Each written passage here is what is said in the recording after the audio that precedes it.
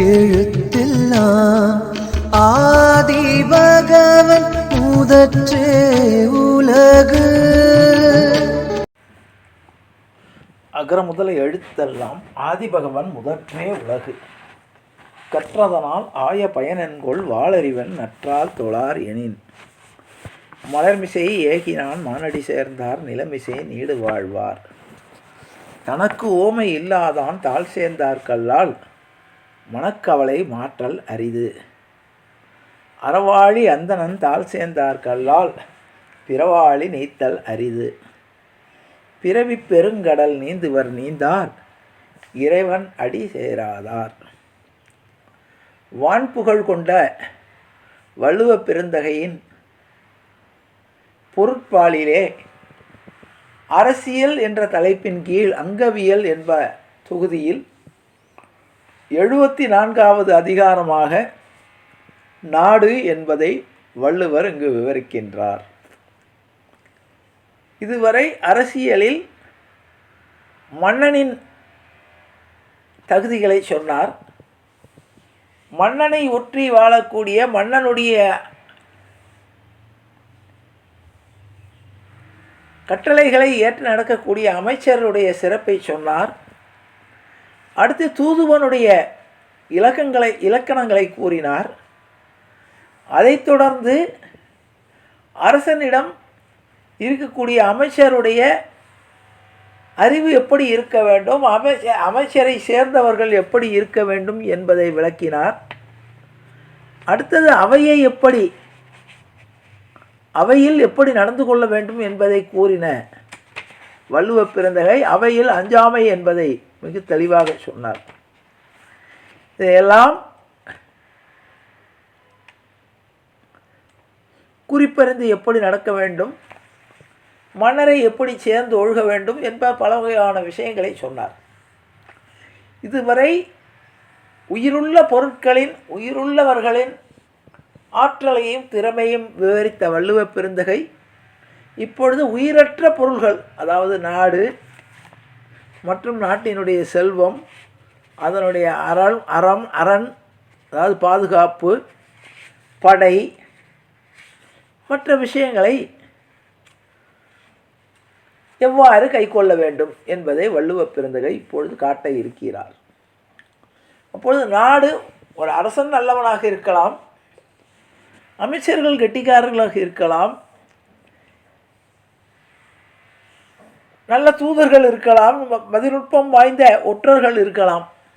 ஆனால் நாடு செழிப்பாக இருக்க வேண்டும். அப்படி இருந்தால்தான் அந்த நாடு எல்லோராலும் பாராட்டப்படும். இந்த நாட்டினுடைய செழிப்புக்கும் நாட்டினுடைய தன்மைக்கும் எவ்வாறு இருக்க வேண்டும் என்பதை இங்கே வள்ளுவ பெருந்தகை காட்டுகிறார். தள்ளா விளைகளும் தக்காரும் தாழ்விழா செல்வரும் சேர்வது நாடு. நாட்டு மக்களின் தேவைக்கு குறையாத விளைபொருளும் தகுதியுடைய சான்றோர்களும் தாழ்வில்லாத செல்வத்தை உடையவரும் ஒன்று சேர்ந்திருப்பதே நல்ல நாடாகும். நல்ல நாடுனா என்ன? விளைபொருள்கள் நன்றாக இருக்கணும், சான்றோர்கள் தகுதியுடைய சான்றோர்கள் இருக்கணும், தாழ்வில்லாத செல்வத்தை உடையவரும் ஒன்று சேர்ந்திருக்கணும். பெரும் பொருளால் பெட்டக்கதாகி அருங்கேட்டால் ஆற்ற விளைவது நாடு. பெரும் பொருள் பெருக்கத்தால் அனைவராலும் விரும்பத்தக்கதாகியும் கேடுகள் இல்லாததாகியும் மிகுதியான விளைச்சலை உடையதாகியும் விளங்குவதே நல்ல நாடு. புறையொருங்கு மேல் வருவங்கால் தாங்கி இறைவர்க்கு ஏறுவருங்கால் சேர்வது நாடு. வேற்று நாட்டு வரையும் தாங்குவதற்கான நிலையில் அவரை தாங்கி காத்தும் தம் அரசனுக்குரிய இறைப்பொருளை முழுதும் கொடுத்தும் காப்பதே நல்ல நாடாகும். அதாவது வேறொரு பக்கத்து நாட்டில் ஏதாவது ஒரு பஞ்சம் வந்தால் கூட அவர்கள் இங்கு தஞ்சமடைந்தால் அவர்களை காப்பாற்றக்கூடிய அளவுக்கு வசதியோடு இருக்க வேண்டும். உருபசியும் ஓவாப்பிணியும் சிறுவகையும் சேராது இயல்வது நாடு. தீராத நீங்காத பசி துன்பமும் தீராத நோய்களும் மேல் வந்து தாக்கும் பகைவரும் தன்னை சேராமல் வலிமையோடும் வளமோடும் விளங்குவதே நல்ல நாடாகும். அதாவது ஒரு நாட்டில் விளைச்சல் நல்லா இருக்கணும், நோய் இல்லாமல் இருக்கணும், பகைவர்கள் தாக்கினால் அவருக்கு பதிலடி கொடுக்கக்கூடிய அளவுக்கு நல்ல செழிப்பு, நல்ல வீரமும் இருக்க வேண்டும்ங்கிறார். பல்குழுவும் பாழ் செய்யும் உட்பகையும் வேந்தனைக்கும் கொள்குறும்பும் இல்லது நாடு. பலவாக பிரிந்து இயங்கும் கூட்டங்களும் நாட்டை பாழாக்கும் உட்பகையும் வேந்தனை துன்புறுத்தும் கொலைவரியுள்ள குறுநில மன்னரும் இல்லாதது நாடு. அதாவது நாட்டை பிரிக்கக்கூடிய, நாட்டை பிளவுபடுத்தக்கூடிய பல்வகையான குழுக்கள் இல்லாமல் இருக்க வேண்டும். இதெல்லாம் நம்ம யோசித்து பார்த்துக்கணும். நம்ம நாட்டுக்குள்ளே நாட்டை துண்டாடக்கூடிய குழுக்கள் இல்லாமல் இருக்க வேண்டும். வேந்தனுக்கு மன அமைதியை கெடுக்கும் வகையில் இருக்கக்கூடிய கொலைபாதகர்கள் இல்லாமல் இருக்க வேண்டும் என்று சொல்கிறார். கேட்டறியா கெட்ட விடத்தும் விலங்கொன்றான் நாட்டன்ப நாட்டின் தலை. பகைவர்களாலே கெடுதல்களை அறியாததாய் இயற்கையின் மாறுபாடுகளால் கெட்ட விடத்திலும் வளம் குன்றாமல் இருக்கும் நாடுதான் நாடுகளுள் சிறந்தது. இப்போ நாட்டுக்கு ஒரு நாடு எப்படிப்பட்டதுன்னா இயற்கை பேரழிவுக்கு ஆட்படாத அளவுக்கு இருக்கக்கூடிய நாடாக இருக்கணும். பகைவர்களால் தாக்க முடியாத அளவுக்கு பாதுகாப்பானதாகவும் இருக்கணும். இருபுணலும் வாய்ந்த மலையும் வருபுணலும் வல்லரனும் நாட்டிற்கு உறுப்பு. கீழ்நீரும் மேல்நீரும் என்று இரு நீர் வளமும் வளம் வாய்ந்த மழைகளும் ஆறுகளும் வலிமையான அரண்களும் உள்ள நாட்டிற்கே வேண்டிய உறுப்புகளாகும். ஒரு நாடுனா எப்படி இருக்கணும்? இல்லை, ஜீவநதிகள் வற்றாத ஜீவநதிகள் இருக்கணும். சுற்றிலும் மலை அரணாக இருக்க வேண்டும் என்று சொல்கிறார். பிணியின்மை, செல்வம், விளைவின்பம், ஏமம் அணியன்ப நாட்டிற்கு வைத்து மக்கள் நோயில்லாமல் இருத்தல், செல்வம் உடைமை, விளைபொருள் பெருக்கம், இன்பத்தரும் கவின் கலைகள், நல்ல காவல் என்ன ஐந்துமே நாட்டிற்கு அழகு. அதாவது நோயின்மை, செல்வம் உடைமை, விளைபொருள் பெருக்கம், இன்பம் தரும் கலைகள், நல்ல காவல், இது ஐந்தும் இந்த நாட்டிற்கு அழகு தரும். நாடன்ப நாடா வளத்தல நாடல்ல நாட வளர்ந்தரும் நாடு. வேற்று நாடுகளை எதற்கும் வேண்டாதபடி எல்லா வளமும் கொண்டதே நல்ல நாடு என்பர். பிறர் உதவியை நாடி அதனால் வளமை பெறும் நாடே ஆகாது. இது சூப்பரான இது நமக்கு பொருத்தமான விஷயம். அதாவது மற்ற நாட்டுக்கு நாம் ஏற்றுமதி செய்யக்கூடிய அளவுக்குத்தான் நம்முடைய பொருளாதாரம் இருக்க வேண்டுமே தவிர அடுத்த நாட்டிலிருந்து கையேந்தி பெற்று நம் நாட்டை நாம் நடத்தக்கூடிய சூழ்நிலையில் இருக்கக்கூடாது. நாடன்ப நாடா வளர்த்தல நாடல்ல நாடா வளர்ந்தரும் நாடு. நம்ம நாட்டினுடைய வளத்தை வைத்து கொண்டு நமக்கு போக மீதம் இருப்பவற்றை அடுத்தவருக்கு ஏற்றுமதி செய்யக்கூடிய சூழ்நிலையில் இருந்தால்தான் அது நாடு. அடுத்த நாட்டிலிருந்து நாம் இறக்குமதி செய்து தான் நம்முடைய நாட்டிற்கு தேவைகளை நிறைவேற்றிக் கொள்வோம் என்றால் அது நல்ல நாடாக கருதப்படாது. இது வள்ளுவனுடைய வாக்கு. ஆங்கமைவு எய்திய கண்ணும் பயமென்றே வேந்தமை இல்லாத நாடு. மேற்சொல்லிய எல்லாமே சிறப்பாகவே அமைய பெற்றிருந்தாலும் ஆட்சி நடத்தும் வேந்தன் பொருத்தமில்லாருக்கும் நாடு பயனற்ற நாடாகும். இப்போ இயற்கை வளம் நல்லா இருக்குது, இயற்கையிலே நாடு பாதுகாப்பாக இருக்குது, எல்லாரிடமும் செல்வம் நன்றாக இருக்கிறது, கலைகளெல்லாம் நல்லா இருக்கிறது. ஆனால் ஆள்பவன் சரியில்லை என்றால் அந்த நாடு எவ்வளவு செழிப்பாக இருந்தாலும் அது செழிப்பற்றதாகவே காணப்படும். சரி, இந்த வள்ளுவன் கொடுத்த தகுதி நம் நாட்டுக்கு எந்த வகையில் பொருந்துகிறது என்பதை ஆள்பவர்களும் மக்களாகிய நாமும் சிந்திக்க வேண்டும் என்பதை உங்களுடைய மனசாட்சிக்கே விட்டு விடுகிறேன். வள்ளுவன் சொன்ன காலம் முடியாட்சி காலம். அப்பொழுது மன்னர்கள் இருந்தார்கள், இப்பொழுது நாம் தான் மன்னர்கள். ஒவ்வொருவனும் எல்லோரும் இந்நாட்டு மன்னர். அப்போ நம்மை ஆள்பவரை எப்படிப்பட்டவராக இருக்க வேண்டும், தகுதியான அரசனாக இருக்க வேண்டும் என்ற வள்ளுவ பெருந்தகை சொன்னது மாதிரி நல்ல அரசனை, நல்ல தலைவனை தேர்ந்தெடுக்க வேண்டிய கடமை நம் ஒவ்வொருவருக்கும் உண்டு. சரி, முடியாட்சி காலத்தில் எப்படி இருந்தது அழகாக கம்பன் காட்டுவான். கம்பன் ராமாயணத்தில் கோசல நாடு, அங்கே தான் தசரதன் ஆட்சி பண்ணுறான். அந்த தசரதன் எப்படிப்பட்டவனாக இருந்தான்னா, தாய்வுக்கும் அன்பில், தமம் ஒர்க்கும் நலம் பயப்பில், சேய்வுக்கும் முன்னின்று ஒரு செல்கதி உய்க்கும் நீரால், நோய்வுக்கும் எனின் மருந்தொக்கும், நுணங்கு கேள்வி ஆய்வுகுங்கால் அறிவுக்குமே எவர்க்கும் என்றான். அவன் எப்படிப்பட்ட அரசன் தசரதன் எப்படி இருந்தான்னா, தாய்வுக்கும் அன்பில், அன்பு காட்டுவதிலே தாயாக இருந்தான். நாட்டு மக்களுக்கு பயன் தருவதில் தவமாக இருந்தான். தவம் செய்பவருக்கு என்னென்ன பலன்லாம் கிடைக்குமோ அதே மாதிரி தசரதனை அண்டியவர்களுக்கு கிடைக்கும். சேய்வுக்கும் முன்னின்று ஒரு செல்கதி வைக்கும். ஒரு குழந்தை பிறந்தால் நம்முடைய மறைவுக்கு அப்புறம் நம்ம நல்ல கதிக்கு செய்யக்கூடிய பிதிர்கடன்கள்லாம் செய்யும். அதே மாதிரி தன்னுடைய மக்களுக்கு எல்லா வகையானும் செய்தான். நோய்வுக்கும் எனில் மருந்தொக்கும், ஒரு நோய் வந்துட்டா மருந்து எப்படி அந்த நோயை தீர்க்குமோ அது மாதிரி மக்களுடைய குறைகளை தீர்க்கக்கூடியவனாக இருந்தான். ஆயபூங்கால் அறிவுக்கும் எவர்க்கும் வந்தான், எல்லோருக்கும் அறிவாக அவன் இருந்தான். வைரவான் பூண அணிமடங்கள் மொயம்பினான், உயிரெல்லாம் தன் உயிர் உப்ப ஓம்பலால், செயிர் இலா உலகினில் சென்று நில்வாள் உயிரெல்லாம் உறைவதோர் உடம்பும் ஆயினான். அப்போ மக்கள் எல்லாம் அவனை பொறுத்தவரை உயிராக இருந்து அந்த உயிரை தாங்கி நிற்கும் உடம்பாக இவன் இருந்தான். கம்பன் எவ்வளவு ஒரு நுட்பமான விஷயத்தை சொல்லலாம். அங்கே முடியாட்சி என்ற பெயரில் குடியாட்சி நடந்தது. புறநானூரில் சொல்லும்போது சொல்லுவார்கள், நெல் உயிரன்றே நீரும் உயிரன்றே மன்னன் உயிர்த்தே மலர்த்தலை உலகம். மன்னன் தான் உயிர், மக்களெல்லாம் உடம்பு என்று புறநானூரில் சொல்லப்பட்டது. ஆனால் கம்பன் காலத்தில் மக்கள் தான் உயிர், அதான் மக்களாட்சி தத்துவம். மக்கள் உயிர், மன்னன் அந்த உயிரை தாங்கி நிற்கும் ஒரு உடம்பு என்று கம்பன் காட்டுவான்.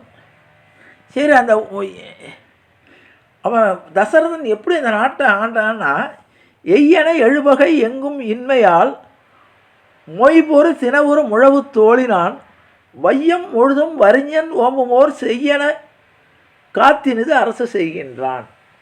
ஒரு ஏழை ஒருவனுக்கு கிடைத்த ஒரே ஒரு நிலத்தை, அந்த நிலம் விளைந்தாத்தான் அவனுக்கு சாப்பாடு. அப்போ அந்த நிலத்தை எவ்வாறு பராமரிப்பானோ அது போன்று தசரதன் தன் நாட்டை ஆண்டான். சரி, அங்கே எப்படி இருந்தது, இயற்கை எப்படி இருந்ததுன்னா அழகாக சொல்லுவான். அந்த இயற்கை வளத்தை, தண்டலை மயில்களாட, தாமரை விளக்கம் தாங்க, கொண்டல்கள் முளவின் ஏங்க, குவளைக்கண் விழித்து நோக்க, தெண்டிரை எழினி காட்ட, தேன்விழி மகரையாளின் வண்டினம் இனிது பாட மருதம் வீற்றிருக்கும் மாதோ. அங்கே இயற்கை எப்படி இருந்ததுன்னா, தண்டலை மயில்கள் ஆட, அங்கே டான்ஸ் யாருன்னா மயில்கள் ஆடலாம். தாமரை விளக்கம் தாங்க, தாமரை ஃபோக்கஸ் லைட் அடிக்கிறது. கொண்டல்கள் முளவின் ஏந்த மேகக்கூட்டங்கள், மின்னலோடு மேகக்கூட்டங்கள் நர்த்தனம் ஆடுகின்றன. கொண்டல்கள் முளவின் ஏந்த குவளை கண் விழித்து நோக்க, குவளை மலர்கள் தன்னுடைய மலர்ந்து கண் விழிப்பது போன்று இருக்கும். குவளை கண் விழித்து நோக்க, தென்திரை எழினி காட்ட, அந்த வயல்வெளியில் இருக்கக்கூடிய அந்த வயல்களெல்லாம் தன்னுடைய அந்த காற்றுக்கு அது அசைந்து ஆடுவது ஒரு சீனரியாக தெரியறதான், இயற்கை காட்சியாக. தென்திரை எழினி காட்ட, தேன்விழி மகரையாளின், மகர யாழ் மாதிரி சத்தத்தை எது பண்ணும், வண்டினம் இனிது பாட, வண்டுகளெல்லாம் அந்த ரீங்காரம் விடும்போது தெண்டிரை எழி காட்ட, தேன்வீரி மகரையாழின் வண்டினம் இனிது பாட. இப்போ தசரதன் தானே ஆட்சி கட்டில் உட்கார்ந்துருக்கான். தசரதன் சொல்ல, மருதம் வீற்றிருக்கும் மாதோ, மருதம்னா செழிப்பான நிலம், நிலமகள் அங்கே ஆட்சி செய்கிறாள் அப்படின்னு கம்பன் காட்டுறான். இது அதோட இன்னொரு இடத்துல சொல்லுவான், வன்மை இல்லை ஓர் வறுமை இல்லையால், திண்மை இல்லை ஓர் செருணர் இன்மையால், உண்மை இல்லை பொய் உரைமை இன்மையால், உண்மை இல்லை பல கேள்வி ஓங்கலால். அருமையாக சொல்கிறார். வன்மை இல்லை, வன்மைனா என்ன? ஒரு கொடூரமான கொலை கொள்ளை களவு இது மாதிரி இந்த வன்முறை இல்லையா. ஏன்னா அங்கே வறுமை என்பதே இல்லையா. வறுமை இருந்தால் தானே ஒருத்தருக்கு ஒருத்தர் அடிச்சுக்குவான், சண்டை போடுவான், திருடு கொலை கொள்ளையெல்லாம் நடக்கும். வன்மை இல்லை ஓர் வறுமை இல்லையால். அடுத்தது, திண்மை இல்லை ஓர் செருணர் இன்மையால். ஒருத்தருக்கு ஒருத்தர் சண்டை போடவே இல்லையா. என்னென்ன எல்லாரும் பலசாலியாக இருக்கானா, யார் யார்கிட்ட போய் சண்டை போடுறது. உண்மை இல்லை பொய் உரைமை இல்லையால், யாருமே இங்கே உண்மை பேசலையாம். ஏன்னா பொய்ன்னு ஒன்று தெரிஞ்சால் தானே உண்மைங்கிறது தெரியும். இங்கே பொய்யே இல்லையா, அதனால் உண்மை இல்லை ஓர் பொய்மை இல்லையால். அப்புறம் உண்மை இல்லை பல கேள்வி ஓங்கலால். எல்லாரும் கல்வி கேள்விகளில் சிறந்து இருந்ததுனால அந்த நாட்டிலே எந்த வகையான யாருக்கும் எந்த வகையான சந்தேகமும் ஏற்படவில்லையா. அப்போ எது எதெல்லாம் இல்லைங்கிறத வள்ளுவன் இல்லைங்கிறதே ஒரு சிறப்பாக சொன்னான். எது எதெல்லாம் இல்லை என்றால் பொய்மை இல்லை, வன்மை இல்லை, கூற்றம் இல்லை ஓர் குற்றம் இன்மையால், சீற்றம் இல்லை தம் சிந்தையின் செம்மையால், ஆற்றல் நல்லறம் இல்லதமையால் ஏற்றம் அல்லது அழிதகவில்லையே. எது இதெல்லாம் இல்லைன்னா இங்கே கூற்றம்ங்கிறது இல்லை. ஏன்னா குற்றம்ங்கிறது இல்லாதனால கொடுமையான தண்டனை கிடையாது, வன்முறை கிடையாது, எல்லோரும் பணக்காரர்களாக எல்லாரும் வசதியாக இருக்கனால வறுமை கிடையாது. பொய் என்பது இல்லை என்பதால் உண்மை என்பதுக்கு அங்கே வேலையே இல்லை. சந்தேகங்கள், அறிவிலே சந்தேகங்கள் தேடல்கள் இல்லை. ஏன்னா எல்லாரும் அறிஞர்களாக இருப்பதனால. இப்படி ஒரு நாட்டை தசரதன் ஆண்டு வந்தான் என்பதை கம்பன் காட்டுகிறார். அதைத்தான் வள்ளுவர் இங்கே சொல்றார். நாடு எப்படி இருக்க வேண்டும் என்றால் எல்லா வகையான 5 வகையான கருக்களை சொல்லுகிறார். இதில் கம்பன் இங்கே 2 வகையான நாட்டை காட்டுறார். ஒன்று முடியாட்சி என்ற தலைவிலே இருக்கக்கூடிய குடியாட்சி.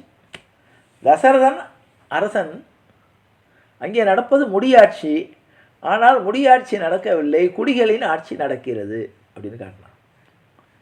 அதே நேரத்தில் இலங்கை செழிப்பான நாடாக காட்டான். இலங்கை ஆஞ்சநேய அனுமார் போய் பார்க்குறார். இலங்கை அங்கே எங்கே பார்த்தாலும் தங்கமயமாக ஜொலிக்கிறது, நாட்டிலே கஷ்டமே கிடையாது. ஆஞ்சநேய சுவாமி பார்த்து ஆச்சரியப்படுறார். இவ்வளவு அருமையான நாடை வைத்து கொண்டு இவன் சீதையை கவர்ந்து கொண்டு தனக்கு இழுக்கை தேடிக்கொள்கிறானே, இந்த நாட்டை இவ்வளோ அருமையாக வச்சுருக்கானே. ஆனால் அந்த நாடு சர்வாதிகார நாடு. அதான் முடியாட்சிங்கிற பேரில் குடியாட்சியை இங்கே அயோத்தியிலே காட்டக்கூடிய கம்பன். ஏன்னா ராவணனுடைய நாடெல்லாம் தன்னுடைய உழைப்பினால் உயர்ந்த நாடு அல்ல. ராவணன் தேவர்களை வென்று அங்கிருந்து அவர்களுடைய சொத்துக்களை பறித்து வந்து தன்னுடைய நாட்டை அழகுபடுத்தியிருக்கான். ஆனால் நாடு நல்லா தான் இருக்குது. ஆனால் அங்கு சேர்ந்த செல்வம் எல்லாம் உழைப்பால் உயர்ந்த செல்வம் அல்ல. அங்கு உள்ள செல்வம் எல்லாம் அடுத்தவரிடமிருந்து பறித்து அபகரித்து வாழ்ந்த செல்வம். ஆகவே அங்கு ராவணனுக்கு யாருமே புத்தி சொல்ல முடியாது. ஆனால் தசரதனுடைய அவையிலே அறிஞர்கள் பலர் இருந்தார்கள். அவர்கள் சுமந்திரன் என்ற மந்திரி இருந்தார், வசிஷ்டர் என்ற குலகுரு இருந்தார். தசரதன் அறிஞர்களால் சூழப்பட்டு இருந்தான். ஆனால் ராவணன் வீரம் இருந்தது, ஆனால் நல்ல புத்தி சொல்வதற்கு ஆள் இல்லை. இவன் தன்னுடைய நாட்டை அடுத்தவர்களிடமிருந்து பறித்து அபகரித்து நாட்டை செல்வ செழிப்பாக வைத்திருந்ததால் இவன் ராவணன் மற்றவர்களுடைய சொற்களை கேட்கவில்லை.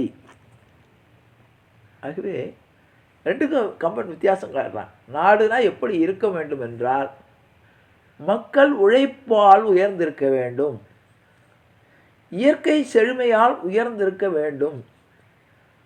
இயற்கை அரண்களால் சூழ்ந்து இருக்க வேண்டும். இயற்கை சீற்றம் இல்லாது இருக்க வேண்டும்.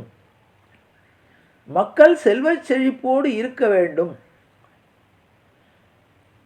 அரசனை சுற்றி கல்வி அறிவுள்ள சான்றோர்கள் சுற்றி இருக்க வேண்டும். நல்லதை சொல்றதுக்கு மக்களுக்கு தர்ம நெறியை போதிக்கக்கூடிய சான்றோர்கள் இருக்க வேண்டும். இதெல்லாம் நாட்டுக்கு உண்டான தகுதியாக சொல்றார். இதில் இயற்கையாகவும் செயற்கையாகவும் இருக்கும். இயற்கையாக இருக்கக்கூடியது இயற்கை செல்வங்கள், செழிப்பு, நதி, மலை, கடல், இதெல்லாம் இயற்கையான பாதுகாப்பு நாட்டுக்கு. ஏன்னா ஒரு அடுத்தவன் படையெடுத்து வரணும்னா ஒரு மலையை தாண்டி வரணும் அல்லது கடலை தாண்டி வர வேண்டும் என்றால் அது இயற்கையான பாதுகாப்பு இருக்குதுன்னு அர்த்தம். நம்ம இந்தியா எப்படி இருக்குன்னு யோசிச்சு பாருங்கள். 3 பக்கம் கடல், ஒரு பக்கம் மலை. இந்தியாவுக்கு இயற்கை பாதுகாப்பு இருக்குது. அதான் கண்ணதாசன் பாடும்போது பண்ணால், என்ன வளம் இல்லை இந்த திருநாட்டில், ஏன் கையை ஏந்த வேண்டும் வெளிநாட்டில்னா. நம்முடைய நாட்டில் இல்லாத செல்வமே கிடையாது. எல்லா வகையான செல்வங்களும் இருந்தது. அதனால தான் மற்ற நாட்டுக்காரர்கள்லாம் படையெடுத்து நம்ம நாட்டிலேருந்து செல்வத்தை அடித்து கொண்டு போனார்கள். ஆனாலும் குறைவில்லாமல் இருந்தது. அப்போ வள்ளுவன் காட்டக்கூடியது என்னன்னு கேட்டால், இயற்கை செல்வம் வேண்டும், இயற்கை அரண் வேண்டும், ஆள்பவன் நேர்மையானவனாகவும் தூயவனாகவும் ஆன்றோர் சொல்லை கேட்கக்கூடியவனாகவும் இருக்க வேண்டும். ஆள்பவனை சுற்றி ஆன்றோர்களும் சான்றோர்களும் பெரியோர்களும் அவை அஞ்சாமை என்று சொன்னாரே போன அதிகாரத்தில், அது போன்று தன்னுடைய கருத்தை அஞ்சாமல் மன்னனுக்கு சொல்லக்கூடிய ஆற்றல் படைத்த உள்ளவனாகவும் இருக்க வேண்டும். மக்கள் உட்பகை இல்லாதவர்களாக இருக்கணும். உள்நாட்டில் கலவரம் பண்ணிட்டான்னா வெளிநாட்டுக்காரனே பகை வேண்டாம். அப்போ உட்பகை இல்லாதவர்களாக இருக்க வேண்டும் மக்கள். மக்களுடைய சிந்தை தூய்மையான வழியிலே செல்ல வேண்டும். உழைப்பாளிகளாக இருக்க வேண்டும் மக்கள். பிறர் சொத்துக்களுக்கு ஆசைப்படாதவர்களாக இருக்க வேண்டும். அதான் காமன் காட்டுறது. வன்மை இல்லை ஓர் வறுமையின்மையால். ஏன்னா ஒருத்தர் பிடுங்கி சாப்பிட வேண்டியதில்லை. ஏன்னா வறுமைங்கிறது இல்லை. அவருடைய தேவைக்கு அவரவர்கள் என்ன தேவையோ அதை திருப்தியாக அவர்கள் தேவையான அளவு அவரவர்களுக்கு தேவையான அளவுக்கு அவர்கள் உழைத்து அவர்களுக்கு பலன் கிடைத்தது. ஆனால் அங்கே இலங்கையிலே உள்ளவர்கள் தான் உழைக்காமல் மற்றவர்கள் மீது படையெடுத்து, தேவர்களோடு படையெடுத்து அங்கு உள்ள செல்வத்தை கொண்டு வந்து வைத்தார்கள். அதுவும் நல்லா தான் இருக்கு நாடு. ஆனால் அந்த செல்வம் என்பது நிலையானதல்ல. ஆகவே நாடு இயற்கையாக நாடு எப்படி இருக்க வேண்டும், இயற்கையாக அழகாக அமைந்த நாட்டை எப்படி பராமரிக்க வேண்டும், ஒரு அரசன் எப்படிப்பட்டவனாக இருக்க வேண்டும், அவனை சுற்றியுள்ளவர்கள் எப்படி இருக்க வேண்டும் என்பதை வள்ளுவ பெருந்தகை அழகாக காட்டுகிறார் என்பதை கூறி, நாடு என்ற இந்த அதிகாரத்திலே நாடு எப்படி இருந்தால் அந்த நாட்டு மக்கள் நிம்மதியாக சந்தோஷமாக இருப்பார்கள், கலைகள் எப்படி வளரும் என்பதை வள்ளுவ பெருந்தகை காட்டுகிறார் என்பதை கூறி நிறைவு செய்கிறேன். ஜானகி காந்த ஸ்மரணே. ஜெய ஜெய ராமராம். சத்குரு மகாராஜ் கி ஜெய. ஆஞ்சநேய மூர்த்தி கி ஜெய. அறியாத பிள்ளைகளோம் அன்பினால் உந்தன்னை சிறுபேரழைத்தனம் சீறி அருளாத இறைவாணி இதாராய் பறையலோரம் பாவாய். இற்றைக்கும் ஏழேல் பிறவிக்கும் முந்தன்னோடு உற்றோமே ஆவோம் உனக்கே நாம் ஆட்செய்வோம். மற்ற நம் காமங்கள் மாற்றியலோரம் பாவாய். செங்கன் திருமுகத்து செல்வத் திருமாலால் எங்கும் திருவருள் பெற்று இன்புருவர் அம்பாவாய். ஹரே ராம ராம ராம ஹரே ஹரே. ஹரே கிருஷ்ண கிருஷ்ண கிருஷ்ண ஹரே ஹரே. கோவிந்த ராம சங்கீர்த்தனம் கோவிந்தா ஹரி கோவிந்தா.